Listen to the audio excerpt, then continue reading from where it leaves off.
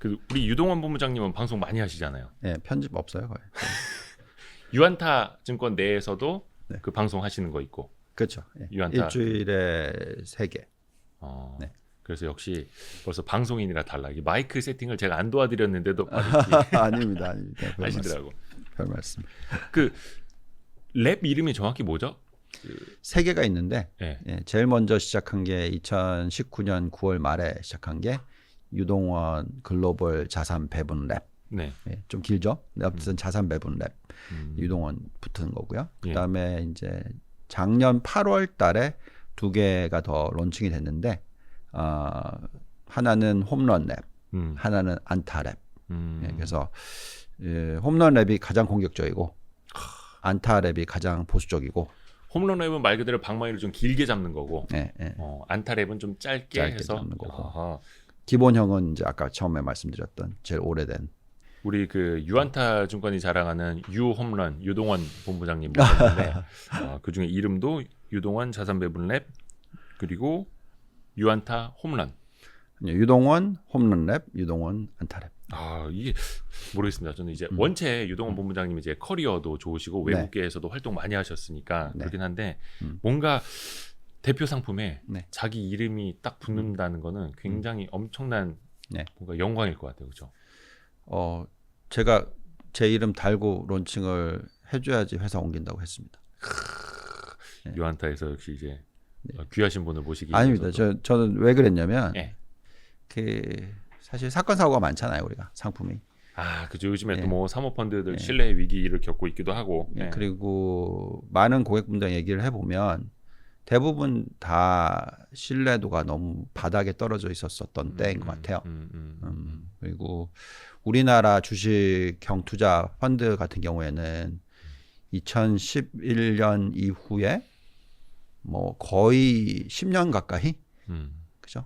마이너스 수익률이었잖아요. 특히 코로나 터졌을 때는 2000에서 계속 왔다 갔다 하다가 잠깐 반짝 2600 갔다가 그러고 나서 1400대 그렇죠. 후반까지까지 빠졌죠. 그러니까 사실 그 투자자들이 신뢰도가 상당히 낮았던 케이스였고 그다음에 거래를 좀 많이 하는 그러니까 계속 주식을 샀다 팔았다 하면서 오히려 수익률이 더 깨지는 뭐 거래 비용 수수료 같은 거 그렇죠. 세금 그래서 제가 그 론칭을 할 때가 2019년 9월인데 그 실질적으로 운영을 시작한 게 2016년이에요. 다른 회사에 있었을 때부터 그리고 그 전부터도 계속 투자 전략을 세워왔었고 그래서 신뢰도 좀 쌓아보자. 신뢰를 높이는 게 정말 중요하다. 그래서 지금 보면 저희가 고객 수가 이제 1000명이 넘어가는데 그래요. 대부분 다 이제 제가 지금 계속 거의 지난 7년 동안 해오고 있는 SNS, 그 블로그나 페이스북이나 그다음에 최근에는 이제 유튜브 통해서 제가 쭉 여태까지 해놓은 것들을 지운 게 하나도 없거든요. 그러니까 그 글들이 다 쌓여 있기 때문에 보면은 대충 좀 믿음은 가시겠죠. 한 7년 됐으니까. 그럼요. 우리 유동원 본부장님의 그 내공이나 커리어를 의심할 수는 없고 이게 사실 제가 지금 프린트를 좀 해놨는데 이게 26페이지더라고요. 요거를 이제 매주 고객 분들한테 보내주시는 어떤 투자 레터. 그렇죠. 저 뽑아서 봤는데 이게 지금 26페이지입니다. 이 방대한 절 혼자 다 쓰시고. 아니요. 그 제가 모델을 돌릴 때는 토요일 날 오전에 이제 장 끝나면 그러니까 그쪽은 이제 금요일 밤이죠. 미국은. 그래서 금요일 그러니까 우리나라 시간으로 토요일 오전 5시죠. 그러면 이제 제가 회사를 가서 그 토요일에 가지고 모델을 돌릴 때 저를 도와주시는 직원분 나오시고 그리고 점심 먹고 헤어지고 저는 이제 투자 레터를 쓰죠. 그래서 보통 거의 토요일 하루 종일 들어가는 것 같아요. 사실 요것만 매주 받아봐도 굉장한 공부가 될 것 같습니다. 그리고 또 이제 고객분들 입장에서는 내 돈 맡아서 굴리고 있는 사람이 어떻게 잘 생각하고 있는지도 옛날에는 다 보내드렸는데 또 그렇게 하니까 또 너무 그런 것 같아서 또 희소성이라는 그래서 고객분들 위주로 아니면 해외에 거주하셔서 상품에 가입 못하시는 분들께는 예, 공짜로. 네. 제가 뭐 이거 뭐 상품 일부러 홍보해 드리려고 하는 거는 아닌데 네. 사실 이게 랩 투자 상품 랩이라는 게 일반인들한테는 조금 이거 진입 문턱이 너무 높은 건 아닌가? 어려운 상품 아닌가? 나도 할 수 있는 건가라는 생각이 들 수 있거든요. 네. 그게 좀 어떻게 돼요? 가입 문턱이나. 전혀 그렇지가 않아요. 그렇지 않도록 제가 만들었죠. 사실은 그 가입 금액 최소 금액이 1,000만 원이고요. 네. 그러니까 다른 조금 뭐 고액 자산가용 랩에 비해서는 문턱이 상당히 낮네요. 낮죠. 1,000만 원이고 수수료 2%. 예. 기본형이. 네. 예. 그다음에 또 달러 입금도 가능하시고 달러 출금도 가능하시고 그리고 또 1년 단위로 계속 롤오버 가능하고 네. 그다음에 중간에 환매하셔도 돼요. 사실 환매 수수료는 그 수수료 2% 안에서 녹여져 있는 거라서 예. 그리고 또 제가 운영을 어떻게 하냐면 턴오버가 높지 않아요. 예. 그래서 그 2% 안에 중간에 거래 수수료가 다 포함이 돼 있습니다. 그렇죠. 될 수 있으면 운영을 할 때 있어서 포트폴리오를 많이 바꾸지 않고 돌리지 않습니다. 그게 아무래도 해외 스타일이고요. 사실 또 우리가 운영하는 북 자체가 글로벌 주식들과 ETF들이 많기 때문에 사실 제가 헤지펀드 운영할 때 수준 정도로 포트폴리오를 돌리니까 연간 턴오버가 100%? 뭐 그 정도? 예. 저도 그렇고 거의 이제 국내 주식은 많이는 뭐 많이라고 하기는 좀 그렇지만 조금은 이제 알고는 있는데 많은 분들의 고민이 그겁니다. 이제 미국 주식을 안 할 수도 없는 세상이 됐고 더 나아가서 자산 배분의 관점뿐만이 아니라 금리 인상이 이루어지게 된다면 과거 패턴을 봤을 때도 신흥국, 우리나라를 포함한 신흥국이 많이 이제 주춤해지고 힘들어지는 시기에도 따지고 보면 그 금리를 먼저 올린 미국 증시는 굉장히 잘 나가지 않았습니까? 그렇죠. 장기적으로 봤을 때 S&P 500도 그렇고 앞으로도 우리 계속 그걸 고민을 해야 될 거예요. 해야죠. 또 그런 비슷한 상황이 좀 될까요? 어떻게 보세요? 금리 인상을 하게 된다면? 뭐 당연하지 않겠습니까? 왜냐하면 이런 거죠. 우선은 우리가 왜 자산 배분을 하냐면 말씀하신 대로 주식이 항상 좋지만은 않잖아요. 그렇죠. 예. 미국으로 놓고 보면은 10년 단위로 계산했었을 때 한 10년 중에서 한 1, 2년 정도 안 좋은 거고 거의 8년, 9년은 계속 주식을 하셔야 되는 거고 중간에 아주 크게 부러지는 장이 나왔을 때만 시장을 빠져나와 있으시면 되는 그러면 엄청나게 높은 복리의 수익률을 내실 수가 있겠죠. 뭐 예를 들어 드리면 2009년 바닥부터 이 코로나19 터질 때까지 S&P가 400% 올랐고 11년 동안 그 다음에 나스닥이 677% 올랐어요. 자, 그러면 연간 단위로 10% 20% 수익률이 계속 복리로 일어난 거죠. 근데 그 2020년 한 해 마이너스 30%에서 35% 났으니까 그것만 싹 빠져나왔었으면 지금 또다시 엄청난 수익이 나시겠죠. 그래서 뭐냐면 그때 바닥 대비해서 미국 증시도 그렇고 우리나라 증시도 그렇고 100% 이상 상승을 했으니까. 그죠? 그래서 미국의 투자 패턴은 그런데 한국을 볼까요? 한국은 그렇지 않죠. 왜냐하면 2009년에 2000포인트 2010년 11년 가면서 쭉 올라가면서 급격한 회복을 하면서 하고 나서 2011년 이후부터는 2020년까지 오히려 마이너스 엄청난 수익률이 났죠. 좀 고난의 시기가 됐었죠. 그렇죠. 그래서 2000포인트에서 1400대 중반까지 갔으니까 그러면 그게 수익률이 마이너스잖아요. 10년 가까이. 그죠? 그대로 놓고 보면. 그러면 사실은 그 10년으로 놓고 봤었을 때 한국 주식 투자는 2년만 하고 나머지 8년 하지 말았어야 되죠. 그래서 그런 게 리피트가 될 거냐, 다시 한번 반복이 될 거냐 하는 거에 대한 정답은 없어요. 왜냐하면 그 상당히 오랜 기간 동안 상승했던 구간이 있기는 있어요. 언제냐면 2003년부터 2008년까지 약 길게 4년 반 정도. 그때가 제일 길었던 것 같아요. 사이클적으로. 우리나라가. 나머지는 다 2년에서 뭐 좀 길어봐야 2년 반. 자, 그렇다면 한국 주식을 지금 놓고 보면 작년 3월 바닥부터 시작해서 지금까지 1년 2개월 좀 넘었죠. 그럼 앞으로 1년 정도는 더 갈 수 있을 정도 저는 생각하거든요. 그래서 우선 첫째는 한국 주식에 대해서 지금은 굉장히 좋게 보고 있는데 네. 우리나라는 아무래도 경기 순환적이고 네. 경기 민감적이고 시클컬 얘기하잖아요 보통. 그래서 그렇기 때문에 너무 오랜 기간 계속 유지를 하기보다는 그렇게 한번 팔아줘야 되는 타이밍이 올 거고 아마 그게 바로 테이퍼링과 연결이 될 거고 그러면 그때는 아무래도 미국 주식을 들고 계셔야 되겠죠. 사실 그거는 우리의 어떤 좀 태생적인 문제이기도 해요. 경제 구조의 문제이기도 하고 사실 수출 주도 국가다 보니까 어떤 경기 사이클에 민감하지 않을 수가 없는. 그렇죠. 하지만 미국 주식은 그들의 내수가 곧 글로벌 시장이다 보니까 그렇죠. 사이클이라고 하기에도 좀 되게 이제 길게 꾸준히 갈 수 있는. 네. 뭐 그래서 뭐 유동원 본부장님도 뭐 자산 배분 랩을 운영을 하시지만 자산 배분 관점에서 국내 주식뿐만 아니라 해외 주식도 같이 이제 봐야 하는 거고. 그렇죠. 그 말씀하신 것 중에 한 가지 좀 애들을 하자면 네. 말씀드리는 대로 꼭 주식만 할 필요는 없어요. 그러니까 저희가 이 자산 배분 랩으로서 론칭을 했고 홈런 랩, 안타 랩으로 론칭을 했고 네. 지금 현재 시점에서는 주식을 100% 거의 들고 가지만 네. 내년 3월이 됐을 때 뭐 모르죠. 그러니까 그게 채권을 들고 갈지 네. 아니면 금만 들고 갈지 그냥 캐시로 들고 갈지 아니면 인버스를 살지 네. 이런 거는 이 상품상 우리가 돌려보는 BL 모델이란 게 있어요. 블랙 리터먼 모델이란 게 있거든요. 네. 이게 제가 옛날에 로보 어드바이저를 만들 때 활용을 했던 거고 그래서 어느 시점에서는 주식의 매력도가 사라졌다. 그리고 정말 큰 하락장이 온다. 그러면 포트폴리오상 교체가 가능하거든요. 그래서 그렇죠. 그런 부분도 굉장히 신경을 쓰셔서 투자를 하셔야 된다 말씀드리겠습니다.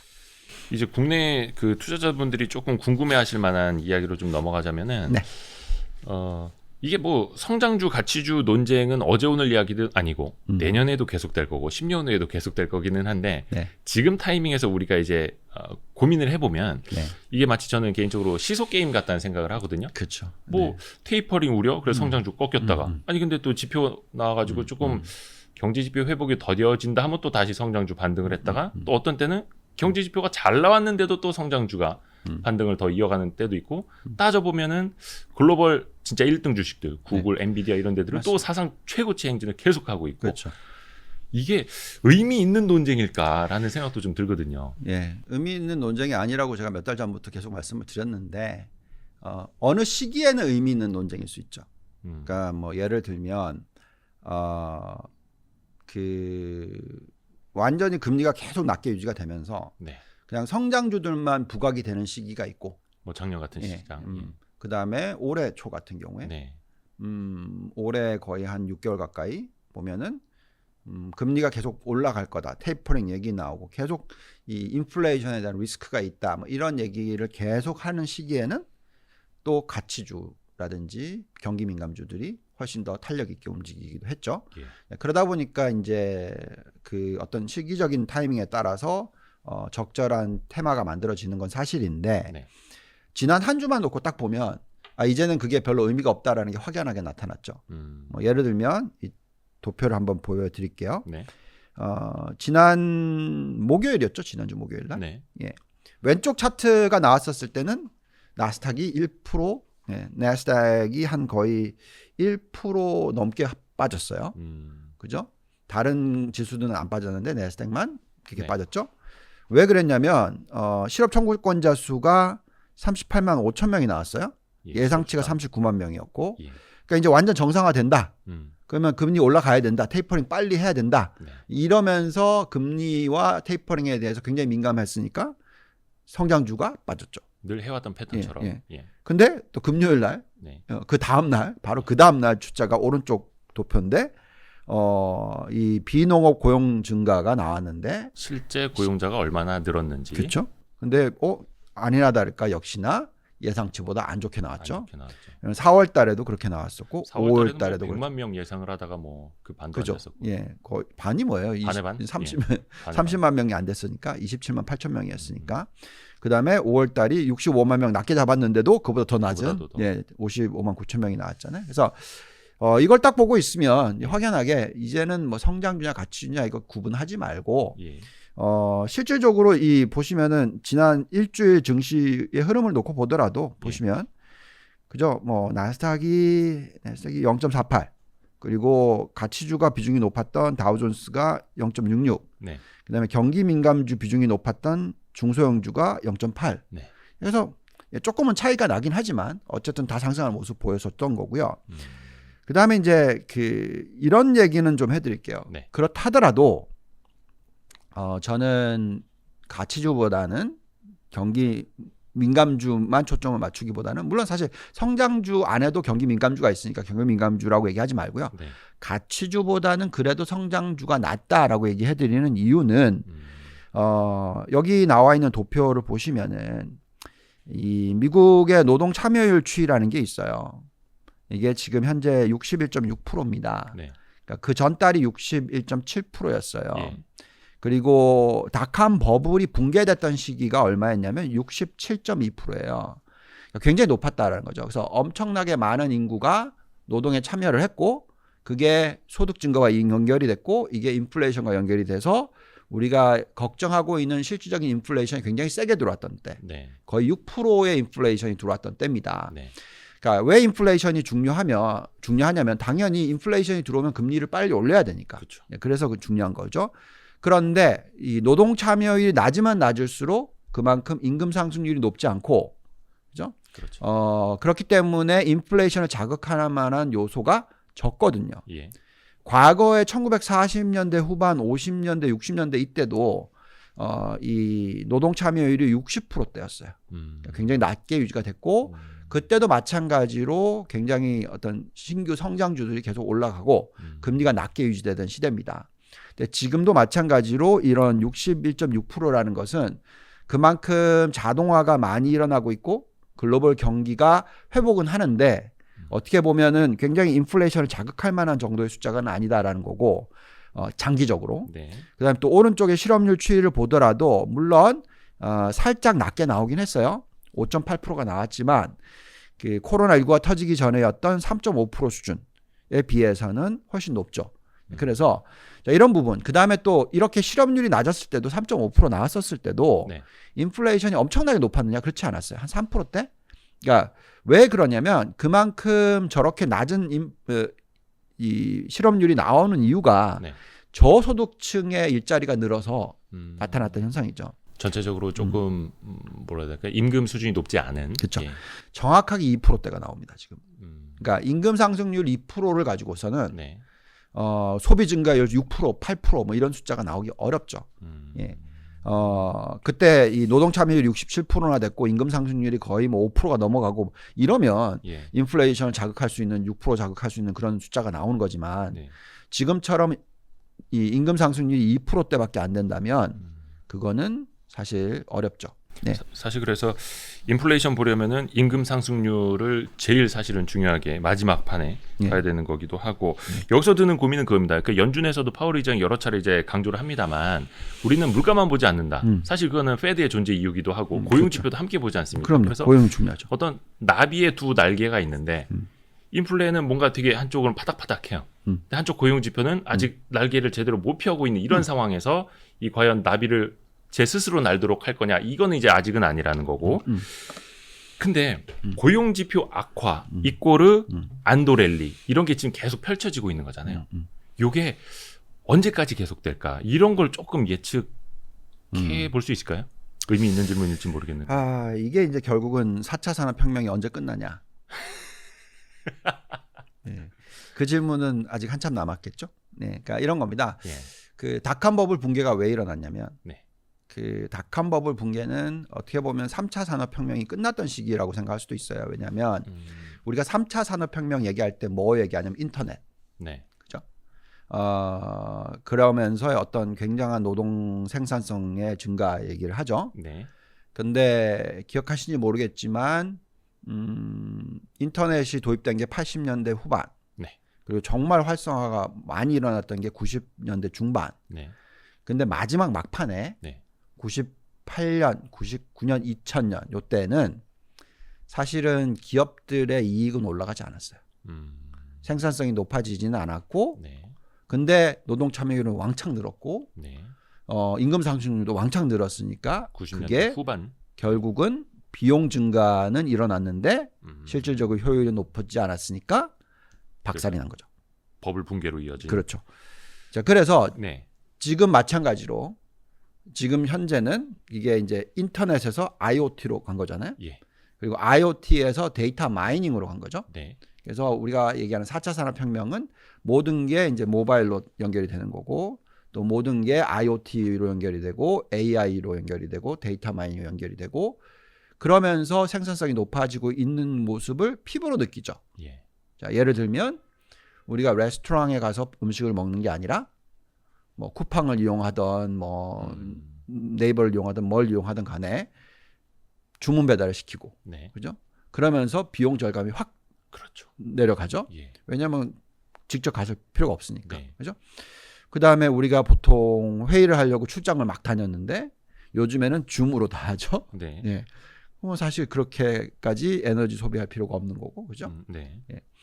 그리고 또 뭐 여러 가지 부분에 있어서 또 레스토랑을 얘기할까요? 뭐 심지어 우리가 얘기하는 패스트푸드 사실 그냥 레스토랑에서 패스트푸드로 바뀌면서도 생산성이 엄청나게 높아진 건 사실이잖아요. 네. 근데 이제 심지어는 패스트푸드에서도 직원을 안 쓰죠. 않죠. 예. 네. 그냥 키오스크, 누르는 거. 예. 예. 그러니까 이렇게 변하고 있는 것을 피부로 느끼잖아요. 자, 그럼 그게 언제 멈출까? 그러니까 즉 고용이 막 늘어서 사람들을 많이 쓰는데 더 이상 생산성이 안 올라가는 시기가 언제냐? 이때가 분명히 시장이 깨지는 시기겠죠. 근데 지금까지는 아직까지도 나스닥 관련된 기업들이라든지 뭐 점점 더 돈을 잘 버는 기업들이라든지 이런 회사들의 이익이 깨질 모습이 안 나오고 있는 거죠. 네. 뭐 우리 증권계로 얘기를 하면 이렇게 생각하시면 될 것 같아요.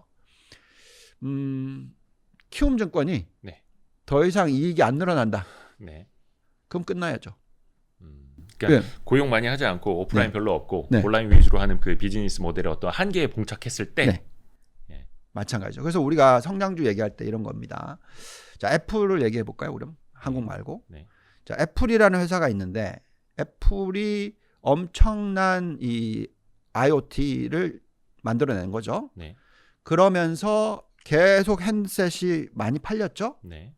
그러면 이제 핸드셋의 가격을 올려도 되기 전, 그러니까 네. 올리지 않고도 네. 계속 시장 점유율이 늘어나는 것만 가지고 또 여러 가지 앱을 쓸 수 있는 것만 가지고도 이익이 늘어났다. 자, 근데 이제 어느 시점부터 더 이상 시장 점유율이 안 올라가요. 네. 근데 이 회사는 굉장히 기대치가 높죠. 네. 그러니 실적을 늘려야 되는데 네. 매출 증가로서 나오는 게 아니라 단가를 올려야 되는 걸로 나온다. 네. 그럼 이건 무슨 얘기죠? 이익은 늘어나는데 예. 인플레이션은 들어오는 거잖아요. 아하. 애플로 인한 가격 상승들이 시장에 이제 전이가 되니까. 그렇죠. 그래서 어떤 회사도 마찬가지인 거죠. 네. 예를 들어서 지금 테슬라라는 회사가 있어요. 전기차로 넘어가고 있죠. 그러니까 자동차에 필요한 비용. 네. 그러니까 부품이 예를 들어서 100이었는데 이젠 30개밖에 필요 없으니 네. 단가가 떨어질 수 있는 여건을 만들고 영업 마진율이 굉장히 높은데 네. 근데 어느 시점에서부터는 더 이상 그 시장 점유율을 높이지 못하는 상황이 벌어지면 네. 영업이익을 늘리려면 단가를 올려야 되겠죠. 네. 더 이상 이제 앞으로는 자동차 가격이 떨어지는 효과가 아니라 더 이상 올라갈 전기차가 수도 올라가는 효과가 나오기 시작했다. 네. 이 얘기가 나온다는 것은 또 인플레이션을 자극하는 게 되겠죠. 또 뭐 시장에서는 네. 다른 자동차 메이커들로 인해서 또 이제 경쟁이 심화되면서 또 다시 이제 단가가 내려갈 수도 있고 이게 이제 같이 그쵸. 이제 움직이면서 경제가 돌아가는 그렇죠. 겁니다. 그러니까 어느 시점인가는 단가를 올려서 이익을 늘려야 되는 시기가 닥치면 그때는 무조건 저는 기술주 다 팔고 나오겠죠. 그거를 제가 최근의 현상하고 좀 비교해서 보면 뭐 네. 곡물 가격이라든지 에너지 가격도 그렇고 원재료 가격들이 원체 많이 올라가지고 네. 지금 뭐 식료품도 마찬가지고 계속 이제 판가 인상 네. 이야기들이 많이 나오지 않습니까? 네. 뭐 철근 가격도 올랐고 최근에 뭐 식용유 가격도 많이 오른다고 하고 그런 현상들은 어떻게 좀 긴 트렌드로는 크게 영향을 안 보시는 걸까요? 뭐 언젠가는 올 것 같아요. 네. 근데 이제 이렇게 생각해 보시죠. 우리가 이제 인플레이션에 있어서는 두 종류라고 얘기를 하잖아요. 네. 그래서 디맨드 풀 인플레이션이 있는데 예. 그게 실질적으로 일어나야지 정말 장기적으로 인플레이션이 유지가 되는 겁니다. 그러니까 즉 소비의 증가에 따른 네. 수요의 증가에 따른 인플레이션이죠. 예. 그럼 항상 원하는 사람이 많으니까. 그래야지 인플레이션이 일어나는 거고요. 근데 지금까지 보여준 모습은 물론 이제 코로나19 때문에 여태까지 소비를 안 했던 사람들이 소비를 하기 때문에 그런 수요가 확 살아난 것처럼 보이기는 건 하지만 네. 실질적으로 지금 인플레이션을 가장 자극을 많이 했던 부분은 코스트 푸시 인플레이션이죠. 네. 비용의 증가, 예. 즉 원자재 가격의 증가입니다. 예. 자, 근데 그걸 잘 생각해 보세요. 이 비용의 증가가 일어나고 있는 부분에 있어서 네. 이 원자재 가격이 올라가고 있는 여러 가지 상품들을 봤었을 때 네. 모든 게 다 그 가격이 계속 올라갈 거냐 그렇게 보여지지 않는 거죠. 뭐 일시적일 수도 있다. 예.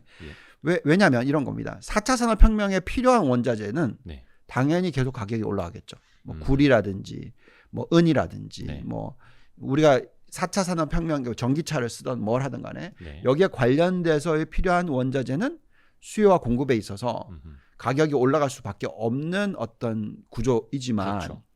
예를 들어 철강석을 얘기를 해볼까요? 네. 철강석을 얘기를 할 때 우리가 철강 회사들이 예. 전 세계에 정말 많겠죠. 네. 그리고 2009년부터 2011년대까지 중국에서 엄청나게 철강 회사들을 많이 만들었죠. 네. 또 조선 회사도 많이 만들었죠.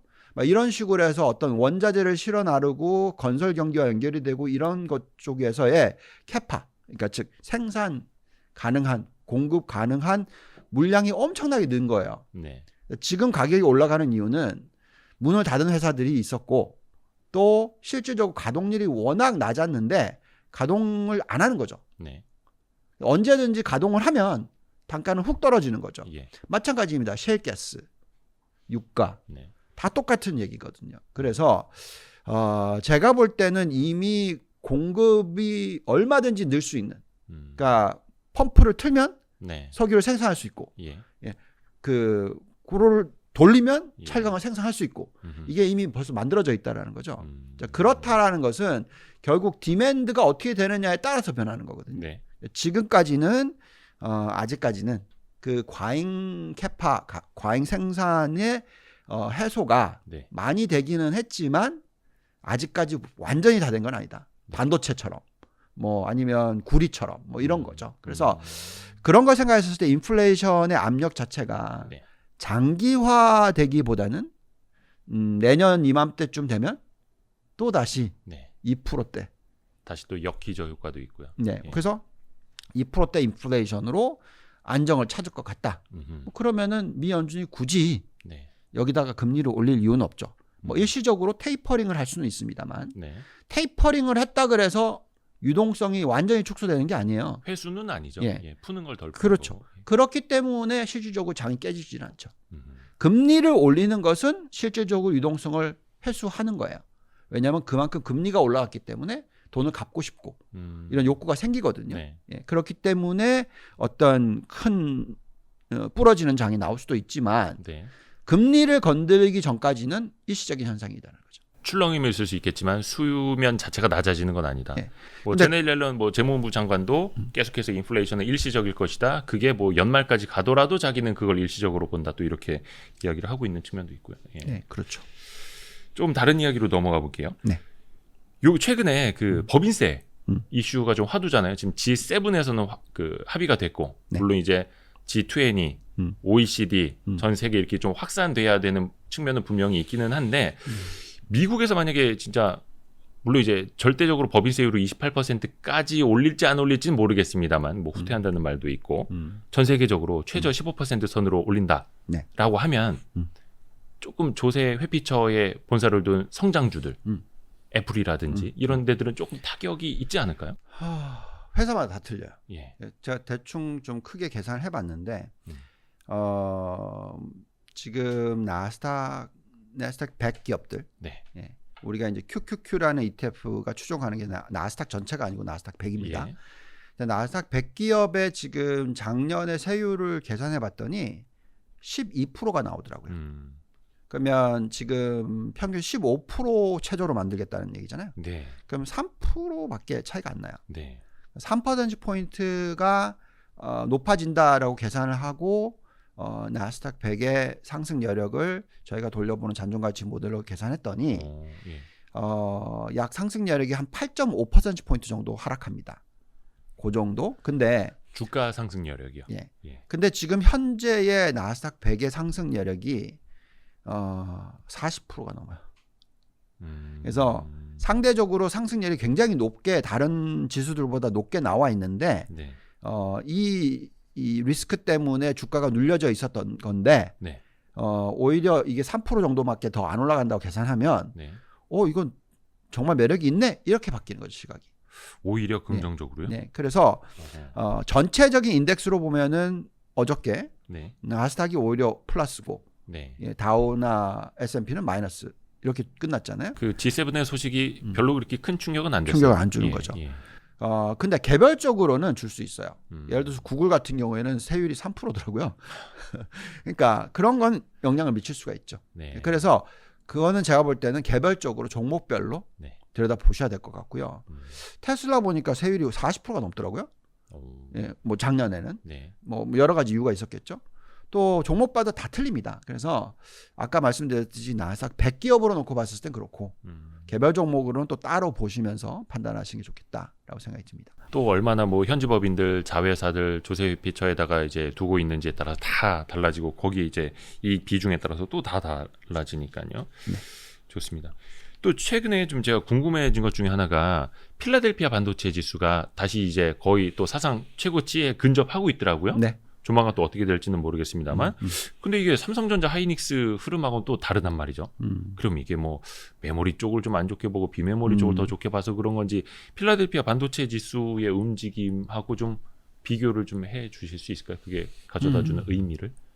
우리나라가 저평가되어 있는 거는 다 아시는 거고요. 네. 그다음에 저희가 반도체에 대해서 굉장히 좋게 보고 있는 것도 사실이고요. 네. 그래서 지금은 시장 흐름 자체가 좀 비정상적이다라고 판단을 하고 있어요. 근데 왜 그러냐면 격차 측면에서 이런 거죠. 이제 우리나라의 그 반도체의 전체 시가총액 비중이 네. 30%가 넘잖아요. 우리나라의 독특한 점이죠. 예. 그러다 보니까 그것도 메모리 쪽으로만. 네. 근데 이제 메모리는 전체 반도체의 20%가 안 됩니다. 18%니까. 네. 그러다 보니까 너무 이쪽에 쏠림 현상이 일어날 수가 있겠죠. 해외 투자자들의 입장에서는 네. 이쪽만 사면. 근데 해외 투자자들이 이쪽을 막 줄기차게 사는 게 아니라 이미 벌써 많이 들고 있으니까 네. 이제 국내에서 사줘야 되는데 개인 투자자들의 입장에서는 지금 삼성전자에 물렸다 이렇게 생각하는 사람이 많다 보니까 네. 추가로 더 매수를 안 하는 거죠. 아하. 그런데 실질적인 실적을 놓고 보면은요. 과거의 흐름과 똑같이 움직인다라고 예상을 한다면 저는 사실 삼성전자의 적절한 가치가 15만 원이라고 생각해요.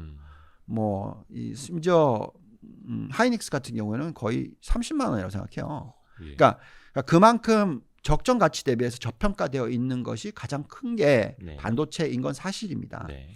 그런데 모든 건 수급이 중요하잖아요. 근데 외국인들이 안 사주는데 누가 끌고 올라가야 되느냐? 네. 개인 투자자들이 해야 되는데. 그렇죠. 국내에 머니가 좀 들어와야 되는. 뭐 워낙 뭐 우리 보니까 비관론자들이 좀 많으세요. 그래서 뭐 반도체에 대해서 굉장히 비관적으로 얘기를 하시는 분, 시크릿하게 얘기를 하시는 분들이 참 많아요. 근데 저는 우리나라 반도체도 그렇고 전체적인 전 세계 반도체가 옛날처럼 경기 민감의 강도가 많이 떨어졌다고 생각하거든요.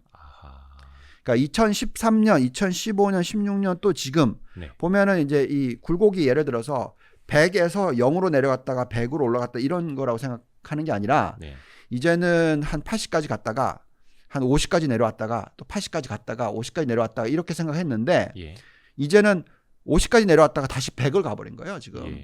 굉장히 세게 들어오고 있고 이게 한 단계 또 레벨업을 해야 되는 정도라는 거죠. 그만큼 수요와 공급 차원에 있어서 공급은 한계가 됐는데 수요는 확 늘어나고 있다는 거죠. 그렇다는 것은 이거는 한 단계 레벨업이 될 거다라고 저는 생각합니다. 그래서 약간의 그것을 인정하거나 그것을 이해하는데 아니면 완전히 피부로 느끼는 데까지 시간이 걸릴 수는 있으나 언젠간 주가라는 건 제자리를 찾아간다고 생각해요. 그래서 저는 지금 굉장히 중요하게 생각하는 게 우리나라 투자자들이 여기서 잘못 생각해서 다들 요즘에 우리나라 증시에 대해서 얘기하시는 분들 대부분 보면은 다들 이제는 성장주 버리고 가치주 가야 되고 경기 민감주를 가야 되니까 철강, 화학, 금융주 사자 뭐 이런 식으로 얘기를 좀 많이 하시거든요. 근데 제가 볼 때는 그게 그럴까요? 반도체는 지금 정말 슈퍼 사이클인 것이 맞고 네. 원자재는 슈퍼 사이클이 올지 안 올지 전혀 답이 없고 저는 슈어한 그러니까 확실한 게 드는 그러니까 실적으로 보여지는 쪽에 제 돈을 투자를 하고 싶지. 네. 아, 앞으로 이럴 수도 있어. 이쪽은 지금 너무 돈을 많이 버니까 이제 앞으로 못 벌 거야.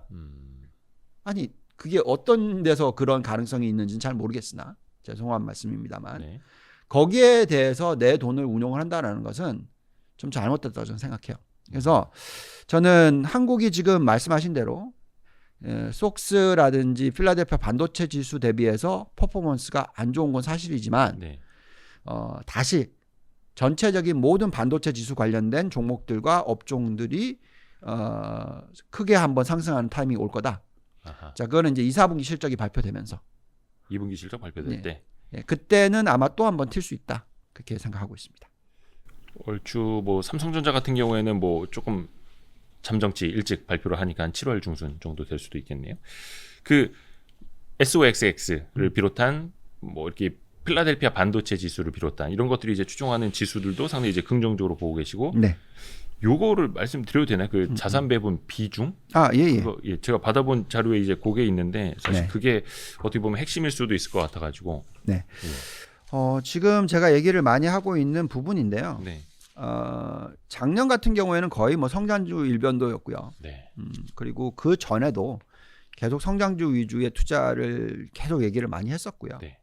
근데 이제 작년 말부터 올해 초에서는 가치주 비중을 10%, 20%, 30%까지 늘리자고 계속 얘기를 했고, 네. 최근에는 40%까지도 뭐 나쁘지 않다 정도까지는 얘기를 해요. 성장주와 가치주 3대, 그러니까 한 7대3 혹은 6대4까지도. 예. 그렇지만 그렇다고 해서 여기서 5대5로 저는 안 변할 것 같아요. 왜냐하면 아직까지도 성장주의 장기적인 매력도가 더 높다고 생각합니다. 그러니까 그게 답이 어디서 나오냐면 아까 앞에 이야기하신 것처럼 그렇죠. S&P가 400% 올랐는데 네. 나스닥은 677% 올랐다고 얘기했잖아요. 11년 동안에. 네. 어느 시기에서는 가치주가 더 올라갈 때가 있겠죠. 그렇지만 그래도 성장주 스토리는 끝난 게 아니다. 네. 그 부분에 있어서 좀 이따가 더 자세한 설명을 해드릴 수 있는 테이블들이 있는데 그건 좀 이따 얘기하고요. 그래서 어쨌든 지금 현재 시점에서 성장주와 가치주에 대한 적절한 배분은 필요하고 그런데 성장주를 더 많이 가져가시는 것이 맞다. 물론 일부에서는 이 차트를 보면서 여기 나와 있는 이 차트 성장주와 가치 차트를 보면서 자 보면 여기서 워낙 가치주보다 성장주의 퍼포먼스가 좋았어요. 이렇게 떨어지는 게 성장주가 좋은 겁니다. 그 다음에 이렇게 올라갈 때가 요때가 바로 가치주나 산업재 버블이 일어나면서 성장주가 안 좋았어요. 이때가 이제 워런 버핏이 정말 큰 수익을 올렸었을 때예요. 그리고 나서 보면 또 다시 이렇게 성장주의 퍼포먼스가 엄청나게 길게 좋았죠. 근데 최근에 이렇게 반짝 이렇게 여기 이렇게 가치주가 올라온 게 이게 지금 올해입니다. 아, 그게 올해인가요? 예. 그래서 일부에서는 다시 이렇게 된다. 근데 저는 이렇게도 아닐 거라고 생각해요. 요 제일 바닥도 아닐 거라고 저는 생각합니다. 그러니까 오히려 그냥 옆으로 기는 현상. 그러니까 실질적으로는 종목별로 보면 워낙 이 성장주들의 매력도가 높다라고 얘기를 해드리겠고요. 그래서 지금 전체 포트폴리오 구성을 할 때 여기에 나와 있듯이 그 선진국, 신흥국 7대3도 보면은 선진국 중에서 미국의 나스닥이 굉장히 비중이 높고요. 그 다음에 신흥국 중에서 대만과 한국의 비중이 높아요. 다 반도체 IT죠. 그 다음에 밑에 보시면 포트폴리오 상도 보시면 반도체 25, 30, 신재생에너지 20, 바이오 15, 20. 저 세 개가 성장이거든요. 그렇죠. 저거 다 더하면은 70%까지도 나오죠. 그 다음에 밑에가 산업재, 소비재가 약간 가치주 쪽이에요. 그걸 다 더하면 맥시멈 40이고 30 이렇게 구성을 해 나가고 있습니다.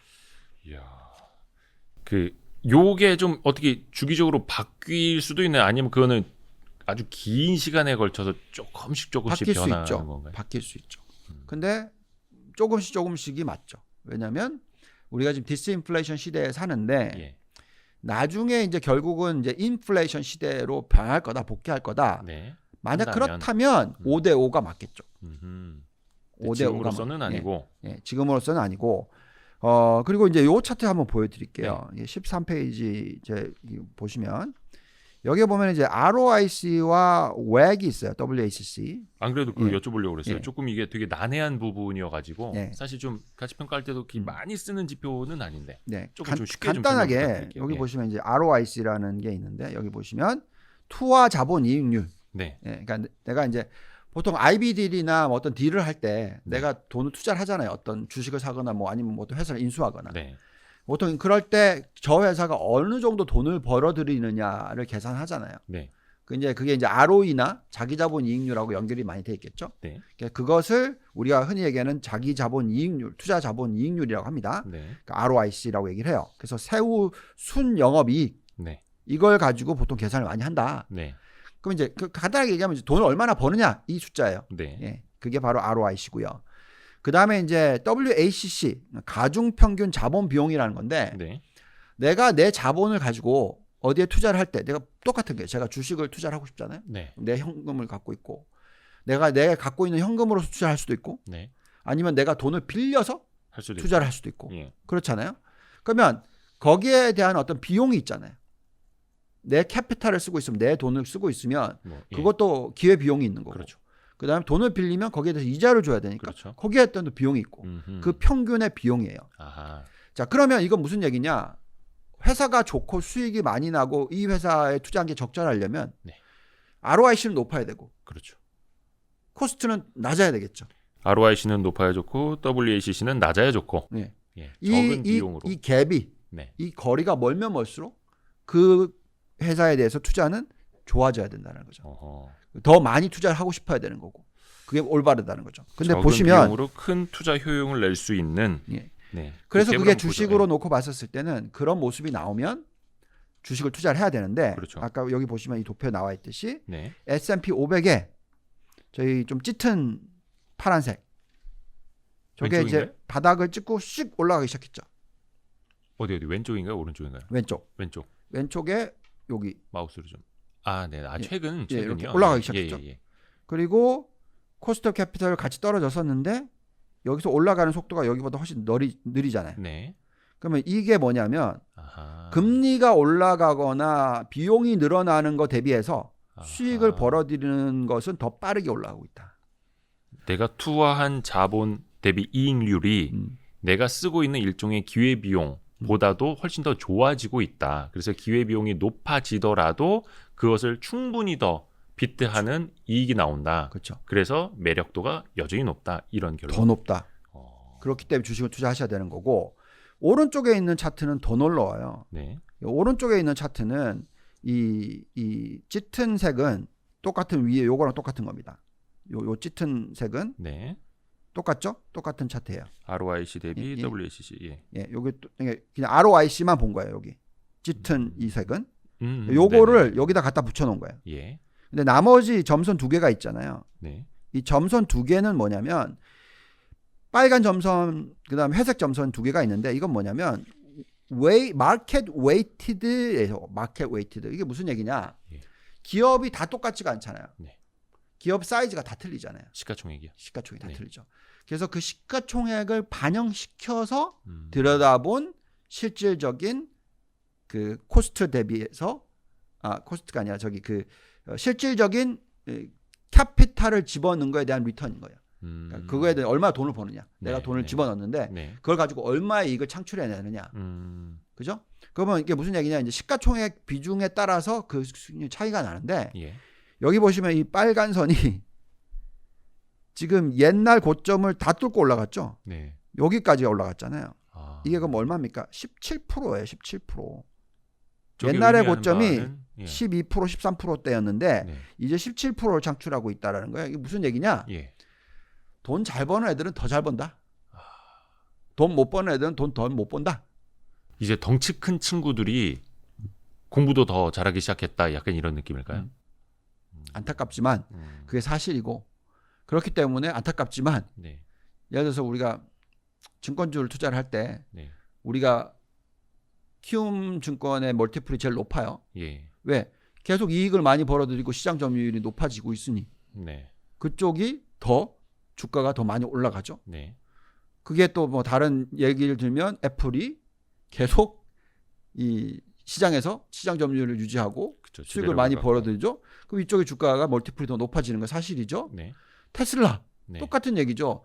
사실 돈을 적게 벌지만 시장 점유율이 저렇게 높고 뭐 기본적으로 계속해서 성장을 하고 있고 네. 이런 부분을 보니까 이쪽의 수익률이 ROE가 높은 거죠. 그러니까 결국은 이런 모습이 앞으로 계속 이어진다면 네. 우리는 지금 현재 시점에서 성장주와 가치주를 투자하는 데 있어서 아니면 대형주와 중소형주를 투자하는 데 있어서 어디에 더 투자를 하게 될까요? 예. 그래서 지금은 경기 민감주들이 좋아지고 있는 것도 사실이고 중소형주가 좋고도 사실이고 이렇지만 네. 실질적으로 돈을 벌어들이는 걸로 계산을 하면 제가 볼 때는 대형주나 성장주가 장기적으로 훨씬 좋을 수 있다. 지금 단기적으로는 경기 민감주나 중소형주가 좋아 보일 수 있으나 장기적으로는 계속해서 성장주와 대형주 위주의 투자가 중요하다라고 말씀드리겠습니다. 가치주들 올라오는 것들, 중소형주 올라오는 것들이 일정 부분 뭐 키 맞추기 개념이 될 수도 있겠습니다만 장기적인 성장 측면에서 보면 여전히 이제 대형주들 그리고 그 메리트는 더 커지고 있다. 금리가 오를지언정. 그렇죠. 오늘 좋은 거 배웠네요. 네. ROIC 투하자본이익률과 네. WACC 가중평균 자본 비용의 그 차이를 네. 이용을 해서 메리트를 좀 보는 방법까지. 야, 벌써 이게 1시간이 넘은 것 같은데 네. 같이 이야기한 지가. 네. 네. 요거를 이제 매주 레터를 쓰시는 거를 저희도 좀 계속 유념해서 보겠습니다. 네, 알겠습니다. 그래서 저희도 같이 이제 장기적으로 공부를 해 나가는 측면에서 유동원 본부장님의 레터 그리고 요거를 저희가 좀 Y스트릿에서 네. 같이 이제 본부장님하고 같이 좀 이야기를 쉽게 한번 풀어보는. 사실 이게 텍스트만 봐서는 조금 힘드시죠. 어려워요. 네. 어려워. 네, 저도 예, 제가 노력은 하는데 네. 예, 예, 아무튼 많이 더 노력하겠습니다. 아유, 감사합니다. 감사합니다. 네. 그래서 저희가 주기적으로 유동원 본부장님 이제 바쁘시지만 모셔서 여러분께 좀 쉽게 풀이를 좀 해드리도록 하겠습니다. 오늘은 6월 8일 아침에 지금 녹화를 하고 있고요. 요 빨리 좀 업로드를 준비하겠습니다. 오늘 나와주셔서 고맙습니다. 네, 감사합니다. 고맙습니다. 감사합니다.